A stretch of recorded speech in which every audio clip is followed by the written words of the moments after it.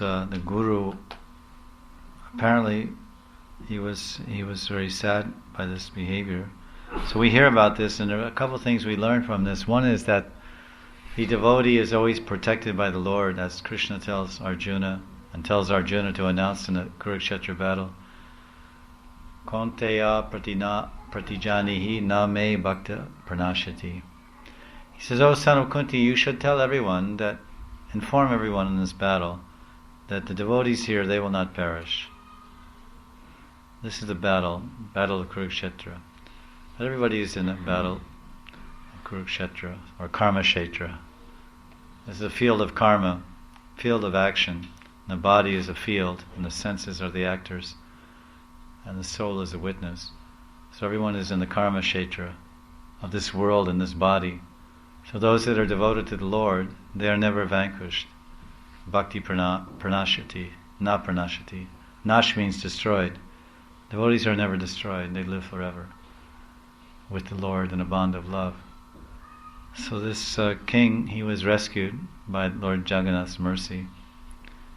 He was a dutiful king, a religious king, but he made some minor infraction, apparently innocently, but still it was some slight form of guru droha, neglect or disregard of guru, by removing those dust particles from his head.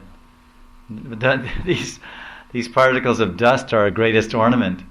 I mean, ladies and gents, they put so many dust particles on their body, and they consider that very attractive and very valuable and meaningful. At least in old days, queens used to decorate the top of their breast with kumkum powder, red powder. You read about it in Bhagavatam, the gopis would do. It's something attractive for the husband or the king. And they put so many powders and on their face, and they put powders and rouge and kajal and all this kind of stuff, mascara and eyeliner and eyeshadow and liner and all, whatever kind of thing. And all this is different kinds of dust. It's different kinds of dust that we put on our bodies to make our bodies attractive, or to attract other people to our bodies. But if we go to Vrindavan and we get Brajaraj, which is this transcendental dust, this transcendental bhushanam, divya bhushan, transcendental ornaments. And moreover, what is this Brajaraj, Brajaduli? It is the kumkum. It's a kumkum from the gopi's breast. And Krishna, sometimes when Krishna is fatigued, then Radharani, or he's tired from rasa dancing, she holds Krishna's feet on her breast. And then because he finds happiness by that activity, and she massages his feet. Then that kumkum from Radharani's breast comes on Krishna's feet. Then when Krishna walks on the ground of Vrindavan, it falls off his feet. So the duli of Brajaduli is mixed with the kumkum of Radharani's breast.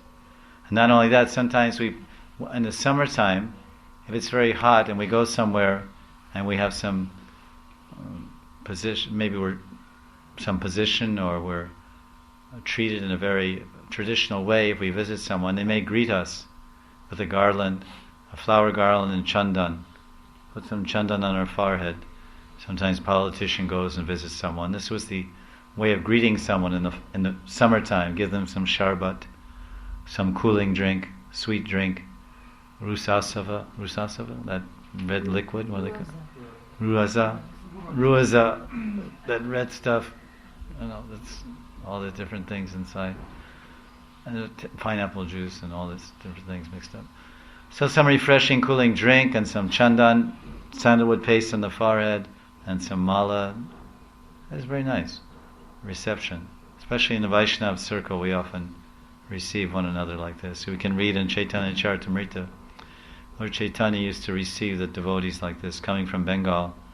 After they walked for 1 month from Bengal to attend the Chaturmasya and Rath Yatra, Dol Yatra, Snan Yatra in Jagannath Puri, Lord Chaitanya would personally come down and greet them at a Taranala bridge as they would enter the precincts of Puri, and he would offer them flower garlands from his own hand. Then he would anoint their foreheads with chandan and embrace them, the men at least. He would embrace them and welcome them. A welcoming committee. Swagatam. Swagatam, Krishnam, Swagatam. So this chandan from the forehead and the bodies of Radha and Krishna and the gopis, it dries up, right, after some time. Then that also falls off their forehead and goes to the ground. And then Radharani, on her chin, she has a dot of kasturi, one dot of kasturi.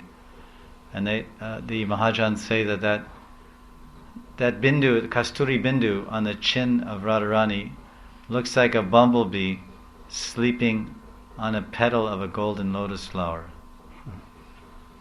Her chin, Radharani's chin, is compared to a petal of a golden lotus flower, and that black kasturi bindu drop, which is a decorative drop, it looks like a little bumblebee. So that also dries up, and that falls down. So when you go to Vrindavan, lie in the dust of Vrindavan, you're getting the kunkum from Radharani's breast, which is also coming from Radha Krishna's feet. You're getting the kasturi bindu from her chin, and you're getting the chandan from Krishna's forehead and the other limbs of his body. That's all mixed in with the Brajaraj. And then, with such valuable ornament, this dust can give prema. It can wash away. This is dirt. It's a very interesting thing, because we say dirt means mal, and if something becomes clean or pure, we say amal. Like we have this soap called Nirmal. It doesn't sell much anymore, but it used to be the only soap in India. Nirmal soap powder. Now you have Surf and Burf and Curve and whatever. Ariel and all kinds of imported things. Western style things. Tide. I come to India and I see everything from America. Gillette, Colgate, this, that. Johnny Walker. You come out of the airport, huge signboard says, "Keep walking. Keep walking, walking, walking." Then it says Johnny Walker. So if I was doing any graffiti means you write different slogans here and there. It's called graffiti. You write on some wall. Like in Vrindavan they do graffiti, but it's transcendental. It says, "Please chant Radhe Krishna." Or on the walls it says, Radhe, Radhe, Radhe, Radhe, Radhe, Radhe, Radhe. That's transcendental graffiti. But when you come into the cities, they write all kinds of bad words or different things, and down with BJP or down with Congress or whatever. So it says, "Keep walking, walking, walking." And if I was thinking, if I was doing graffiti, I would go up there with some spray paint and write, "To hell." Keep walking, walking to hell. By drinking, then an arrow, Johnny Walker. The guy's walking. Yeah, you're not walking, running. So India's walking behind the West, and the West is walking to hell, and now India is walking to hell in imitation of Mudhas. So this Brajaraj, if we attain some of that on our bodies or on our foreheads, we should consider that as our greatest attainment. That is our greatest wealth. And we should learn from the story of King Kulashekar the dire results of wiping it off. So keep it as long as you can.